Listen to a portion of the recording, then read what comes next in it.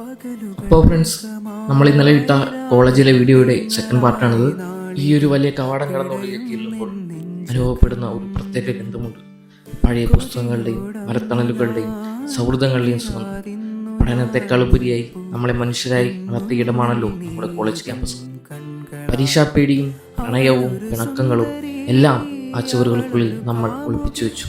ഇന്ന് നമ്മൾ പലയിടങ്ങളിലായി ചിതറിപ്പോയെങ്കിലും ആ കലാലയമുറ്റത്ത് നമ്മുടെ കൗമാരം ഇപ്പോഴും കൈകോർത്ത് നടക്കുന്നുണ്ടാകും.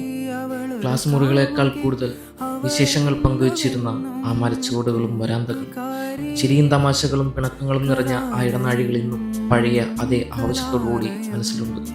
കവാടം കടന്നു വരുമ്പോൾ തന്നെ കാതുകളിൽ മുഴുകുന്ന ആ വീറുള്ള മുദ്രാവാക്യം, തോളിൽ കൈകോർത്ത് പിടിച്ച് വെയിലേറ്റുവാടിയ മുഖങ്ങളുമായി നമ്മൾ നടത്തിയ ആ പ്രകടനങ്ങൾ ഇന്നും സിരകളിൽ ആവേശം നിറയ്ക്കുന്നു. കൊടികൾ താഴെ വെച്ചാലും ആ കലാലയമുറ്റത്ത് നമ്മൾ ഒഴുക്കിയ വിയർപ്പും വിളിച്ച മുദ്രാവാക്യങ്ങളും അവിടെ തന്നെ കാണും. വിപ്ലവം എന്നത് ഒരു ഓർമ്മയല്ല, അതൊരു വികാരമാണ്. ഒരു ചായയും പരിപ്പോടയും 4 പേർ ചേർന്ന് പങ്കിട്ട ആ ക്യാൻറ്റീൻ ബെഞ്ചുകൾ, അവിടെ നടന്നത് വെറും തമാശകളല്ല, മറിച്ച് ആയുസ് മുഴുവൻ കൂടെ കൂട്ടാനുള്ള ആത്മബന്ധങ്ങളുടെ ഇഴചേർക്കലായിരുന്നു.